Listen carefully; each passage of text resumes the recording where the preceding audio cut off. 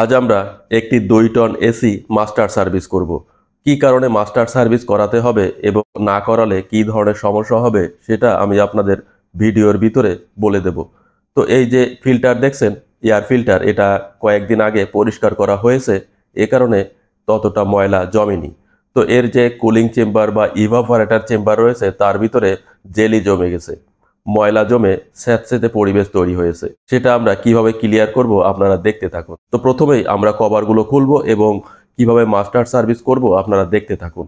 তো এসির ভিতরে যে কুলিং চেম্বার রয়েছে এবং কুলিং পাইপ রয়েছে তার সাথে কিছু পাতলা ফিন্স রয়েছে। ওই ফিন্সগুলি যদি আটকে যায়, জাম হয়ে যায়, তখন পর্যাপ্ত পরিমাণে ভেন্টিলেশন করতে পারে না, বাতাস ফ্লো করতে পারে না, ফলে পর্যাপ্ত পরিমাণ ঠান্ডা করতে পারে না, কাঙ্ক্ষিত পরিমাণ ঠান্ডা করতে পারে না।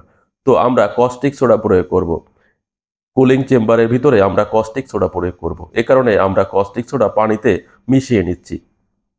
দেখেন কতটা অপরিষ্কার বা ময়লা রয়েছে, যেটা দেখা যাচ্ছে না, ভিতরে ময়লা রয়েছে।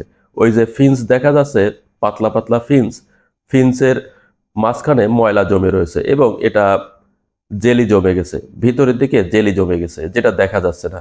তো কিভাবে দেখা যাবে সেটাও আমি আপনাদের দেখাবো কতটা ময়লা হয়েছে। পিছনে যে কয়েল রয়েছে সেখানেও ময়লা জমে রয়েছে এবং পিছনের দিকে একটি ট্রে থাকে। যদি পিছনে ময়লা জমে তাহলে পেছনের ট্রের পানি সামনের ট্রেতে আসতে পারে না, ওই ছিদ্র বন্ধ হয়ে যায়, ফলে পানি ওভারফ্লো হয়, রুমের ভিতরে পানি ওভারফ্লো হয়। তো দেখেন ওই যে ময়লা দেখা যাচ্ছে। তো এই ময়লাগুলি যদি আমি পানি স্প্রে করি তাহলে বের হবে না। এবং যারা সাধারণভাবে সার্ভিসিং করে, ব্রাশ ব্যবহার করে বা সাবান ব্যবহার করে সার্ভিসিং করে, তাদের সার্ভিসিং মূলত প্রপার সার্ভিসিং হয় না। তো এই কারণে জেট পাম্প ব্যবহার করে সার্ভিসিং করতে হয়, মাস্টার সার্ভিস করতে হয়। জেট পাম্প ব্যবহার করলে চেম্বারের ভিতরে যে ময়লা রয়েছে সেটা দেখা যাচ্ছে না, সেটা বের করে আনা সম্ভব। কিন্তু ব্রাশ ব্যবহার করে সেটা বের করা যায় না, এবং এতে করে ব্রাশ ব্যবহার করলে ওই যে ফিন্সগুলো ক্ষতিগ্রস্ত হয়, ফিন্সগুলো বেঁকে যায়। তো আমরা সব খুলে নিচ্ছি এবং ময়লা ক্লিয়ার করব। তো যদি এভাবে ময়লা জমে স্যাঁতসেঁতে পরিবেশ তৈরি হয়, ময়লার স্তূপের ভিতরে ছত্রাক এবং ব্যাকটেরিয়ার জন্ম হয়, ফলে ঘরের পরিবেশের সাথে ব্যাকটেরিয়া বা জীবাণু জড়িয়ে যায়। এতে করে স্বাস্থ্য ঝুঁকি বাড়তে থাকে এবং যদি কুলিং চেম্বার জাম থাকে তাহলে বাতাস ফ্লো করতে পারে না, ভেন্টিলেশন ঠিকভাবে করতে পারে না। কাঙ্ক্ষিত পরিমাণ রুম টেম্পারেচার আনতে কম্প্রেসারকে অতিরিক্ত চালাতে হয়, ফলে বিদ্যুৎ বিল বেশি আসে। তো এ কারণে কম্প্রেসারের যে একটি ক্ষয় সেটা হতে থাকে, ফলে কম্প্রেসার দুর্বল হতে থাকে এবং কম্প্রেসারের ভিতরে যে বিয়ারিং রয়েছে সেগুলো গরম হতে থাকে। তো এই কারণে যদি বছরে অন্তত একবার মাস্টার সার্ভিস করানো হয় তাহলে ভালো হয়। তো আমাদের দেশের যে পরিবেশ, ধুলা বালির কারণে ইনডোর এবং আউটডোর ধুলাবালিতে জাম হয়ে যায়, ফলে ইনডোর এবং আউটডোর দুটোই পরিষ্কার করতে হয়, মাস্টার সার্ভিস করতে হয়। তো আমরা যেহেতু আউটডোর ঝুলে মাস্টার সার্ভিস করাতে হয়, এ কারণে ভিডিও করতে পারছি না। পরবর্তীতে ছাদে কোনো মাস্টার সার্ভিস করা হলে আপনাদের দেখানোর চেষ্টা করব। তো দেখেন আমরা কস্টিক সোডা প্রয়োগ করেছি ইনডোর চেম্বারের ভিতরে, ইভাপোরেটর চেম্বারের ভিতরে কতটা ময়লা ফ্যানার সাথে বের হয়ে আসছে। ওই যে ফ্যানার সাথে ময়লাগুলো বের হয়ে আসছে, আমি আপনাদের দেখানোর চেষ্টা করব। এবং এই কস্টিক সোডা ময়লাগুলোকে আলগা করে দিচ্ছে, পাতলা করে দিচ্ছে। যখন আমরা পানি স্প্রে করব তখন এই ময়লাগুলো বের হয়ে আসবে এবং সেই ময়লাগুলো দেখা যাবে, আমি আপনাদের দেখাবো। তো দেখেন আমরা কিছুক্ষণ অপেক্ষা করব, কস্টিক সোডা প্রয়োগ করেছি এবং ময়লাগুলো আলগা হতে থাক, আমরা কিছু সময় অপেক্ষা করব। আপনারা খেয়াল করুন ওই যে ময়লাগুলো ফ্যানার সাথে চলে আসছে। এবং আমরা একটি ওয়াটারপ্রুফ প্যারাশুট কাপড়ের ব্যাগ ব্যবহার করছি যাতে ঘরের পরিবেশ নষ্ট না হয়, ঘরের ভিতরে পানি না আসে। তো এই কারণে আমরা একটি প্যারাশুট কাপড়ের ব্যাগ ব্যবহার করছি। দেখেন ফ্যানার সাথে ময়লা বের হয়ে আসছে। তো যদি সাবানের গুঁড়া ব্যবহার করা হতো তাহলে চেম্বারের ভিতরে সাবানের গুঁড়া থেকে যাওয়ার একটি ভয় থাকতো। তো কস্টিক সোডা যেহেতু পানিতে সম্পূর্ণ মিশে যায়, এ কারণে এখানে কোনো কস্টিক সোডার দানা পড়ে থাকবে না, সম্পূর্ণ গলে যাবে এবং আমরা পরবর্তীতে পানি স্প্রে করলে কিছুই থাকবে না, শুধুমাত্র চেম্বার ক্লিয়ার থাকবে। দেখেন ময়লাগুলো দেখা যাচ্ছে, ওই যে ময়লাগুলো বের হয়ে আসছে।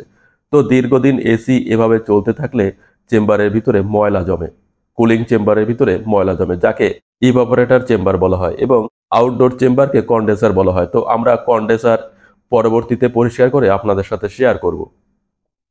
দেখেন আমরা কিছুক্ষণ অপেক্ষা করছি যাতে কস্টিক সোডা সম্পূর্ণভাবে ময়লাটাকে আলগা করে দিতে পারে, পাতলা করে দিতে পারে। তো ময়লাগুলো যখন পাতলা হয়ে যাবে তখন আমরা পানি স্প্রে করব জেট পাম্প ব্যবহার করে। তো এই কস্টিক সোডা মূলত কেমিক্যালের দোকানে পাওয়া যায়, যেটাকে সোডিয়াম হাইড্রোক্সাইড বলা হয়। এর রাসায়নিক সংকেত NaOH। আপনারা কেমিক্যালের দোকানে খোঁজ করলে পেয়ে যাবেন। দেখেন ফেনাগুলো আস্তে আস্তে নিচে চলে আসছে এবং পড়ে যাচ্ছে।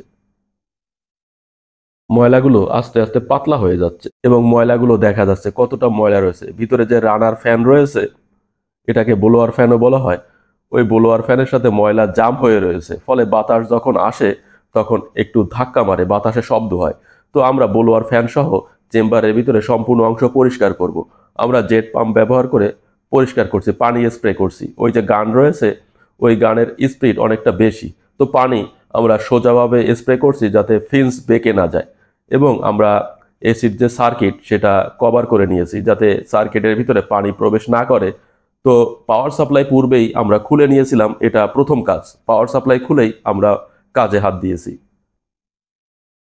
দেখেন ময়লাযুক্ত পানিগুলো ঘরের ভিতরে না পড়ে ওই বালতির ভিতরে পড়ছে। এটা ওয়াটারপ্রুফ প্যারাশুট কাপড়ের একটি ব্যাগ এবং ড্রেনেজ পাইপ দিয়ে বা ড্রেন লাইন দিয়ে বাহিরে যাচ্ছে। এই এসিড ড্রেন পাইপ ওয়াশরুমের ভিতরে রয়েছে, যেটা আমি আপনাদের দেখানোর চেষ্টা করব কি পরিমাণ ময়লা ড্রেন পাইপ থেকে বাহিরে যাচ্ছে। তো দেখেন আমরা ওই যে ক্লিয়ার করছি, দেখা যাচ্ছে ফেনাগুলো এবং ময়লাগুলো আস্তে আস্তে ক্লিয়ার হয়ে যাবে। চেম্বারের ভিতরে কোনো ময়লা থাকবে না, চেম্বার একেবারে পরিষ্কার থাকবে। তো আমরা দীর্ঘক্ষণ পানি স্প্রে করার পরে চেক করব কতটা পরিষ্কার হয়েছে। এবং ওই যে জেট পাম্প ব্যবহার করে আমরা পরিষ্কার করছি, এসি ড্রেন পাইপ দেখা যাচ্ছে। দেখেন ড্রেন পাইপ দিয়ে কতটা ময়লা বাহিরে আসছে এবং ড্রেন পাইপ ক্লিয়ার হয়ে যাবে। তো আমরা জেট পাম্প ব্যবহার করে পানি স্প্রে করছি এবং ওই যে গান রয়েছে স্প্রে গান, সেটা আমরা সোজা করে পানি স্প্রে করছি। যদি বাঁকা করে পানি স্প্রে করা হয় তাহলে ফিন্স বেঁকে যাবে। এবং পিছনের যে চেম্বার রয়েছে, কুলিং চেম্বার, সেখানেও আমরা পানি স্প্রে করব। তো ওই যে রানার ফ্যান রয়েছে, তার যে ময়লাগুলো আমরা বের করার চেষ্টা করছি। আমরা পানি স্প্রে করে রানার ফ্যান বা ব্লোয়ার ফ্যান আমরা পরিষ্কার করে দিচ্ছি। তো ব্লোয়ার ফ্যানে অতিরিক্ত ময়লা জমে থাকলে শব্দ হয় এবং চেম্বারের ভিতরে অতিরিক্ত ময়লা জমার কারণে পানি লিকেজ হয় এবং ফিন্সের যে সিস্টেম বা কুলিং চেম্বারের যে সিস্টেম, পানি নিষ্কাশন সিস্টেম, সেটা বাধাগ্রস্ত হয়। এই কারণে মূলত কিছুদিন পর পর অবশ্যই মাস্টার সার্ভিস করে নিতে হবে। সাধারণভাবে সার্ভিস করলে ভিতরে ময়লা থেকে যায়। এভাবে যদি দীর্ঘদিন এসি ব্যবহার করা হয়, কয়েক বছর যদি এভাবে ব্যবহার করা হয়, তাহলে কুলিং চেম্বার জাম হয়ে যাওয়ার ফলে যে অতিরিক্ত বিদ্যুৎ বিল আসে, এই একমাত্র কারণ নয়, এসি বিস্ফোরণ হওয়ার একটি সম্ভাবনা থাকে। কারণ যখন পর্যাপ্ত পরিমাণ ঠান্ডা করতে পারবে না, তখন কম্প্রেসার অতিরিক্ত সময় চলবে। এতে করে কম্প্রেসারের যে ক্ষয় সেটা হবে এবং কম্প্রেসার অতিরিক্ত চলার কারণে কম্প্রেসার গরম হয়ে যাবে এবং কম্প্রেসার গরম হয়ে যাওয়ার ফলে এসি সঠিকভাবে পারফরমেন্স করতে পারবে না। ফলে এসি দুর্ঘটনা ঘটার সম্ভাবনা থাকবে। দেখেন কতটা ময়লা বের হয়েছে, যেটা আমি আপনাদের দেখানোর চেষ্টা করছি। এবং আমরা দীর্ঘক্ষণ পানি স্প্রে করছি, ফলে কুলিং চেম্বারের ভিতরে যে ময়লা সেটা ক্লিয়ার হয়ে যাবে। তো এইভাবে মূলত মাস্টার সার্ভিস করা হয় এবং পরবর্তী কোনো একটি ভিডিওতে আমি আপনাদের দেখাবো কিভাবে আউটডোর পরিষ্কার করতে হয়। তো আউটডোরের যে কন্ডেন্সার চেম্বার রয়েছে বা কন্ডেন্সার কয়েল রয়েছে, সেটা কিভাবে পরিষ্কার করতে হয় আমি আপনাদের দেখিয়ে দেব।